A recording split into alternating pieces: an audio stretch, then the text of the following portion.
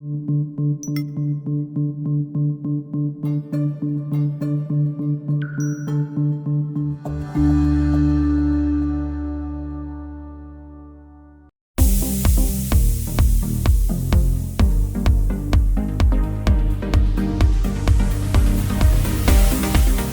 everyone. Welcome back to the Ask Dr. Be Good show, the show where we bring you the positive things going on in public education and legacy. This is week 5 of closure, week 4 of online, mostly high-tech work. We are moving away from low-tech because of safety issues and because we have been fortunate enough to have enough devices to send home for the K2. That deployment was happening today. And as we get better at being homeschooled, we are asking parents to help us move away from instructional packets so that we don't have the handling of it on our side or on your side, parents. So from a safety standpoint, it's the right thing to do. And it's also good to have you all be helping your K2 child with their online work so that you can get to know the platforms that we're working from. The very first question that I want to ask this group, and oops, before I forget, I need intros.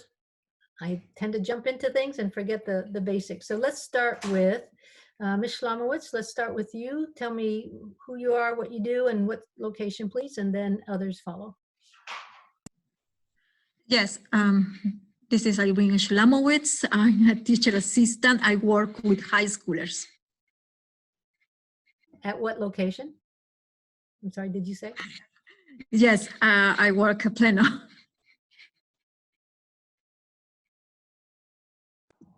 All right. Somebody else?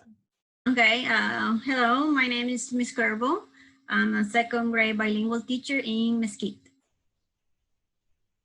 Good afternoon, I am Jerry Davis. I'm secondary Mesquite West special education. Welcome. I am Ms. Delgado, biology teacher for Mesquite West High School.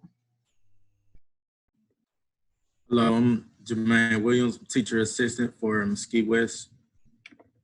Welcome all of you, and thank you for taking time out. I know some of you maybe are missing some online work. Some of you are moving away from serving lunch and deploying computers, and I thank you for taking time to visit with us. The first question I have is, early on, what were your early thoughts? Back when we were on spring break, about Wednesday of spring break, you started hearing things, didn't you, about possible closure for a week? Anybody have any special thoughts from that time, what you were thinking? Ms. Schlamowitz? Yes, I knew that e-school was going to be enforced until the end of the school year because of my oldest daughter who goes to Johns Hopkins. They let her go, I mean everybody, a week before spring break and told them come back by next semester. So I think the colleges were much quicker to react than we were at the public school level. So that was mind-blowing, wasn't it? Anybody else have, sort of that mind-blowing moment during spring break? Actually, I did. To me, it was a little surreal, and I did not think it was, as big as they said it was. And so I was actually thinking, okay, we're going back to school. It's going to be contained more so to those distant regions, and it's not going to make it here to affect us. And so I really was sort of blown away with the whole idea that we would not be returning. Anybody else? Yeah, I was thinking the same thing. I was having a really good spring break, and around Friday, you can start hearing the news that is Dallas ISD was thinking this, and a lot of teachers left with the package, everything. But I didn't think, I say, okay, maybe it's only 2 weeks. We're gonna go see our students again, and we're continue what we're supposed to doing. But now it's stressful. It's a lot. Well, and we'll get into that in a minute. So let's start with what's the week like at the campus level, Mr. Williams?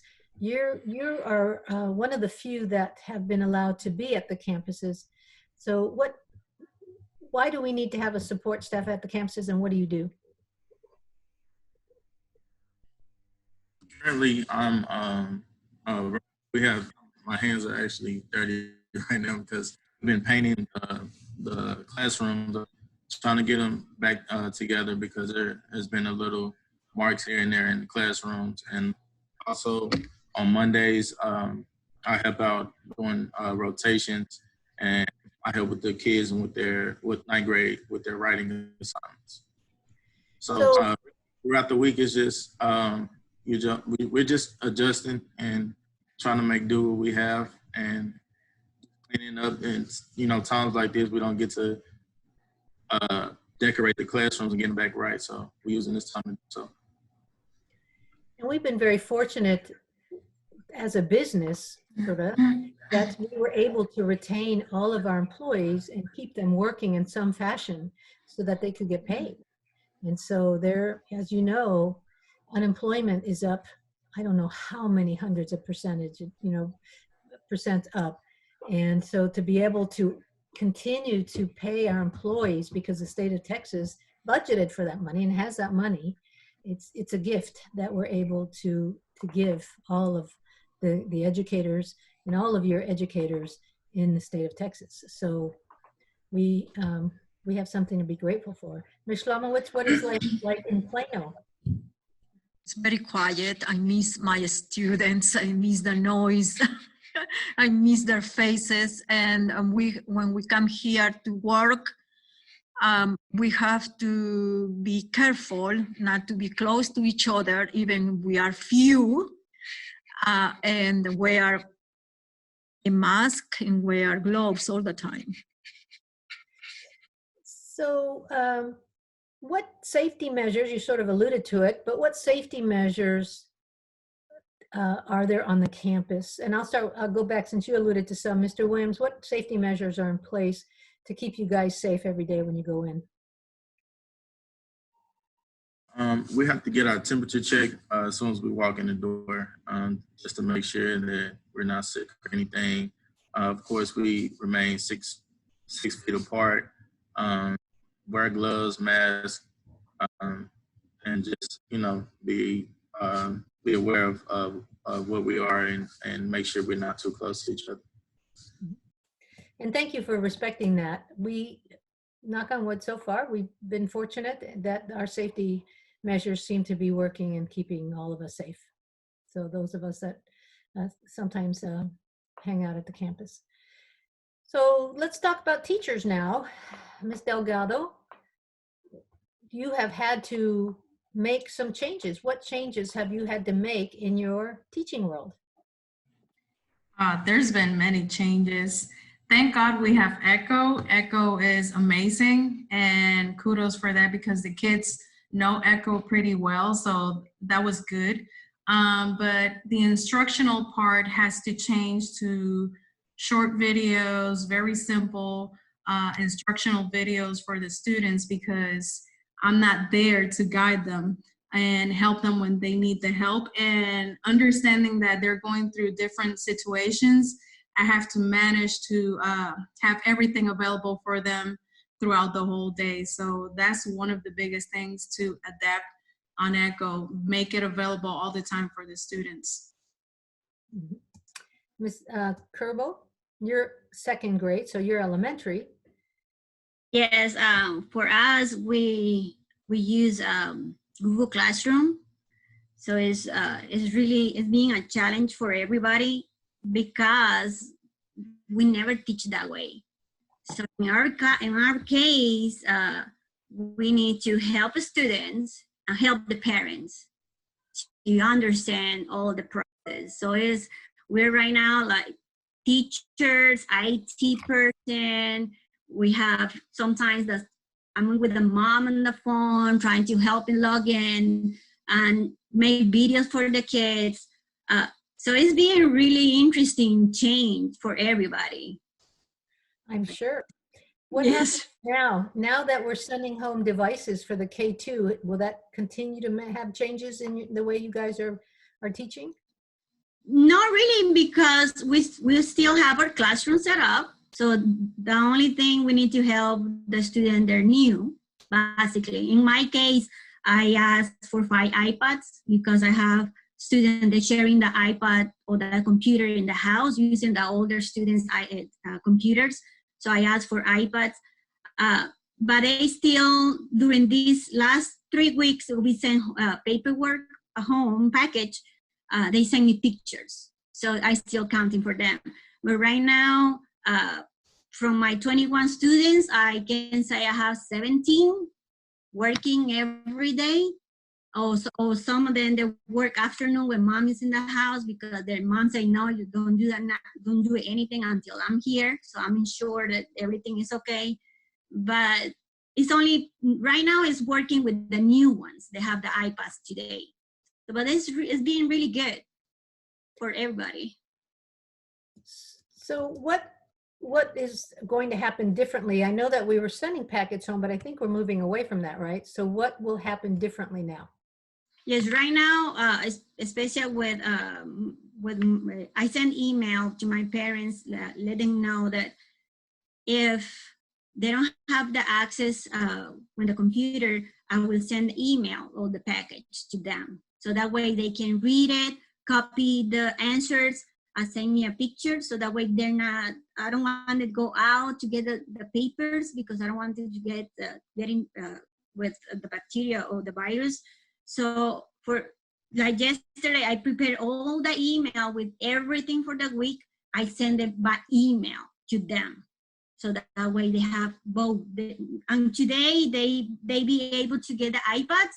So I tell the parents to start doing some work online by still working with the documents I send home. So that way I can have, they have different options right now. But I tell my parents that our goal is have all the students on the iPads, on computers, working at the same time. Because like my case, every morning I have a meeting with them. I call them in Google Hangouts, on Google Meet. I talk to them, we have the circle, everything. But right now we're missing students. We're missing the one that they're doing package. But I tell my parents, I want my whole class working together like we're supposed to doing in the school. So that's my goal. Good expectations.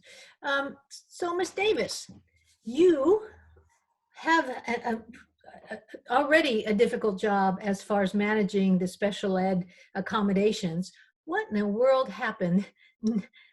And how are you managing this new world? I have to be honest, it's overwhelming. Okay. But it's been an adjustment, just trying to get everything in place, because it's already, sometimes, like you said, it's a challenge trying to make sure accommodations are being met and followed for our students, that they're getting, adequate support. And it's easier when you're on the campus and you can be hands-on, go to the classroom and show the teacher this and work with the student. But now that we're doing it remotely, honestly, Dr. Good, it's like I'm working 3 times as hard. And so you're I know.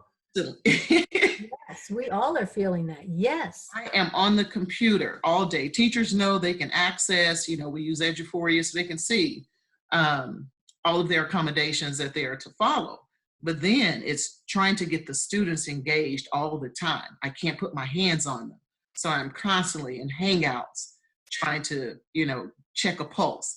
Hey, you didn't log on today. You were absent. I can't support you if you're not there. And so I have been using with the Hangouts to do FaceTime, Hangouts to do chats, emails to copy their parents so they know that, okay, he was absent all week. And it's just been sort of hard trying to pull it all together. But at the same time, you find out just how creative you are to pull a lot of these feats off. And you just have to be very proactive in your thinking. And so I have like, okay, well, what happens if, my kid doesn't understand? And so I don't want to get too far ahead because I think you may ask some other questions. But as far as the access we've been given now, with the amount of technology that's out there, it helped bring it all together. And some things that we didn't use, Go ahead.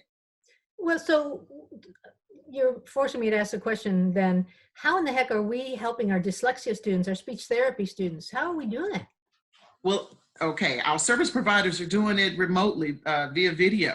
And so they set it up with Google Meet, and they've set a time with the parents, say, for instance, the speech therapist.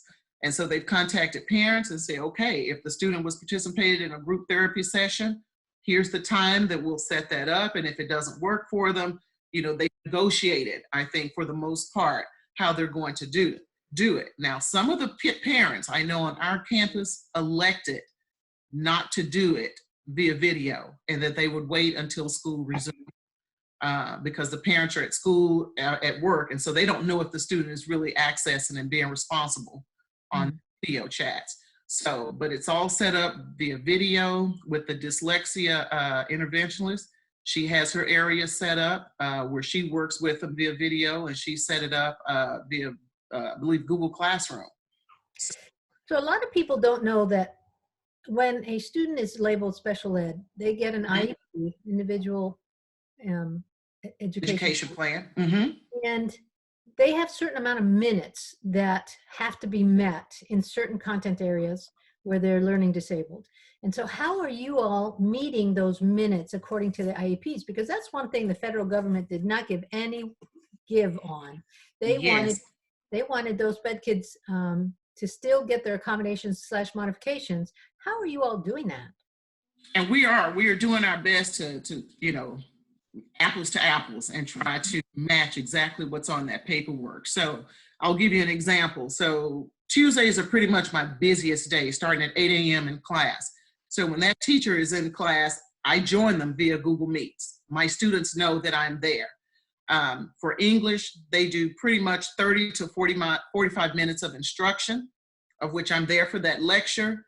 And then I'm available. He gives them the last 45 minutes, he or she, to say, okay, now work on your own. Now, during that time, the student can opt to come out and work with me individually, and then we can do a group video chat. Talk about that lesson, and I'm still supporting them. Now, to add to that piece, something we did not have, special education facilitators did not have access to Echo. Now a beautiful thing, and hopefully it will continue, because we never got to see what the students saw in the computer. Now with that access, so if I partner with my English 4 teacher as a co-teacher, I go in, and so when we're actually in Google Classroom or Google Hangout doing the video, I see the lesson. And so it's a more efficient, effective process. And I'm sitting there virtually and I'm like, okay, well, read for me number 2 and then tell me what you don't understand, you know? And so just the way of bringing that together, just by giving us that little bit of access, also helped. So to go back to your initial question, how do we get those minutes? I'm in the classroom, so that counts for minutes. And then breakout time counts for minutes. So it's there. I'm still available to them. I'm accessible to them, and that's what matters most. And so they speak up. You know, teachers know I'm in the chats when we're there, and they say, okay, Ms. Davis, do you have anything to add? I will add, I never call my students out, but for anyone that asks a question, you know, I answer the questions. My students know if they need the assistance, they speak up. And if not, I pull them to the side and go into a separate video session with them. And the special ed TAs are doing the same thing, right? They're doing the exact same. And speaking of that, we have the math tutor for our department, and she has her very own Google Classroom set up with her tutoring time, and the students are participating. So fantastic. It's So a wonderful thing. I'm going to guess that our legacy students are going to have less of a COVID slide. You know how they talk about the summer slide? We're going to have less of a COVID slide because of the amazing things that you all are doing. Let me read a letter from a student I got yesterday. It doesn't matter what campus, because you know what? It applies to all of us. Dear Dr. Good, I hope that you've been safe and well. Wanted to wish you happy Easter. I've been in touch with other students and parents, and I just want to tell you how proud we are to have a school like Legacy during these hard times. Legacy has been so organized and has done an amazing job of keeping us informed. It was so amazing to see how united the teachers and students are, even in difficult times like this. Thank you so much for your hard work. I'm so proud of LPCA. Out of the blue, it came yesterday, and that is just that really speaks to what you're just saying, of the care, the time, the effort, of making sure that we're normalizing this new norm as quickly as possible so that students can get what they need. So because time is never our friend, let me go into the next question of what new skills have you learned? That's part one. And which of those skills, and it could be more than one, will you be bringing with you at the start of next year? Who wants to start with that one? Okay, Ms. Delgado. New skill that I have learned is having students post videos for answers. So not everything has to be written. Also experimenting with recording myself to do small lessons, so it is available for them throughout the school year or the week. So if they need to go back and listen to it again, that was something that I wanted to do because it helps with differentiation in the classroom with students. So that's one thing that I've been learning throughout this experience. All right, Ms. Kerbo. I see you trying to unmute. There you go. Yeah, the same thing, Ms. Delgado. Use the video. I don't like to record myself. I never like doing that, but now I don't have option. I need to do it, right? So that's something new. And the something I learned in this process is let my students go and be more independent. Because sometimes I'm too, I don't know what is the word I'm looking for. I like to be all the time, 100% with them and helping all the time. But I learned something every time they turn in a activity or something. I learned they're able to do it by themselves. So now I'm a facilitator. I'm not the whole full-time teacher. I feel like I'm guiding them. So that's something I'm gonna try. I want to bring for my next school year. Let them go and learn from the mistakes and help them on the process. Because sometimes I'm really with the, yeah. Well, you care. And so sometimes caring sometimes shows up as watching over them too much. And so, Yes. as parents, we do that sometimes, teachers, but you're right. They're amazing. And you're reminding me of a second grade teacher several years ago when we first got the engineering as elementary kids, and it was the bridge project. And that teacher had told me she didn't think the kids could do it. She told me that. And after the kids went through the whole project, that was her epiphany moment to say, oh my gosh, not only did they do it, they did it better than I ever thought they could do it. And so Yes. she, in letting go, she got a whole lot back from her kids. Yeah. So, Ms. Davis, what are you going to bring back with you in the fall that you weren't doing before? Well, as far as what I'm going to take back, I was already pretty good with technology, but here's the enhanced piece of that. Usually when I walk into a classroom, I had my big binder and my laptop. And in that binder, it had all of my IEPs, accommodations, everything. And I would flip and I run to the teacher to get the signature. But a lot of that, I still have to acquire a signature for my time served, but a lot of that I'm doing now, forced to do it electronically. Mm-hmm. And so my service log is in an Excel spreadsheet. Now prepared, going into a classroom, hopefully the echo will stay. So when I walk in, I've already got the assignment pulled up on my laptop and I'm not having to hover over a shoulder or look or ask the teacher.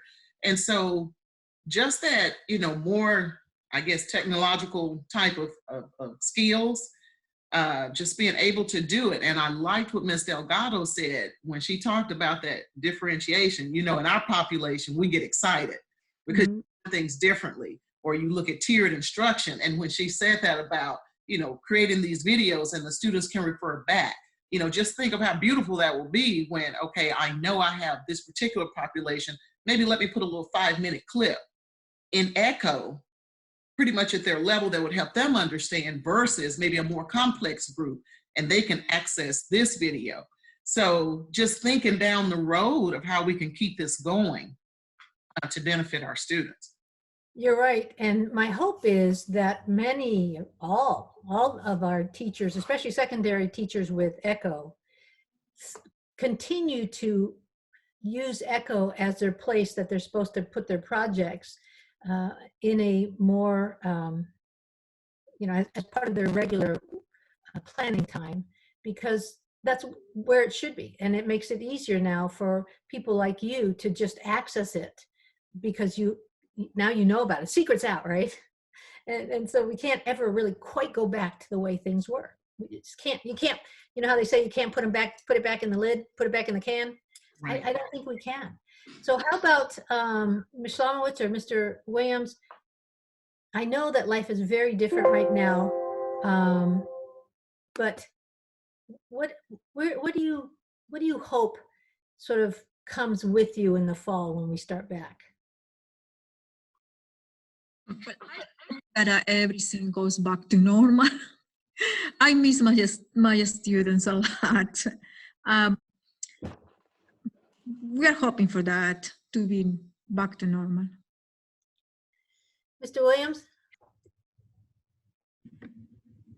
Right now, the only thing I can think of is just reminding kids how important it is to, value having your teachers and value coming to school, and because I think this is a real wake up call to them, because I've honestly heard some kids like, hey, I want to go back to school. Like, I never heard some of the kids that said that actually say that. So,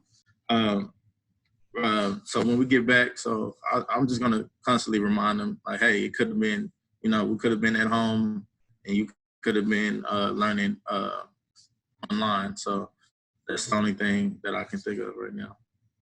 My hope is also that we can use this online work for when kids are sick, that they can sort of dial into school, they can dial into class and not miss as much, especially for our kids that, through no fault of their own, they just happen to have some health issues that keeps them home more. Now there's no excuse. If we have a kid who's going to be out for a week because of some sickness, and they're able to pay some attention to their instruction online, we can send home a computer now, because I was afraid to send home computers. What am I doing now? Hey, get them a computer, send the computers home. And so now we've sort of broken that barrier. Now we want to say, let's send the computer home if a child's sick, so they can stay online with us and stay caught up. Well, that's exactly right, because the other population close to ours would be 504, where some of those students have to go home back. Yeah. So, and now being able to enhance the instruction or what you provide to them at home, seeing videos, and now teachers are thinking that way. Oh, let record myself and drop it in Echo, so now the student can access it as if I'm there. So, that's a plus for them as well. You're exactly right. We, like I said, I don't think we can ever put last year back in the can. I think we have to enjoy what's come out of it, and keep the positive things that have come out of it, the online learning, the parents who've had to sort of be yanked into the 21st century along with you guys, right? And the kids are already there, most of them, but the adults were the ones who had to sort of come with and get with the program and get better at helping kids. So thank you. We've arrived at the end of our 30 minutes. Like I said, having a conversation with you all is a pretty easy thing to do. I thank you all for taking time out of your online work, your whatever duty you happen to be doing. In this case, painting, sometimes meal serving, Mr. Williams, sometimes deployment of devices. Everything you guys are doing. Ms. Slomowitz we didn't say, but she is also the Edgenuity TA. She is monitoring the credit work done by our secondaries, especially our seniors. Keep up the good work with Slomowitz. Again, thank you all for being here, and couldn't do it without you. Thank you. Thank you for tuning in to the Ask Dr. Be Good show. For more information on Legacy Preparatory Charter Schools, visit our website, legacypca.com, or call 469-249-1099. And remember to like us on Facebook, where we stream live weekly Tuesdays at 3 p.m.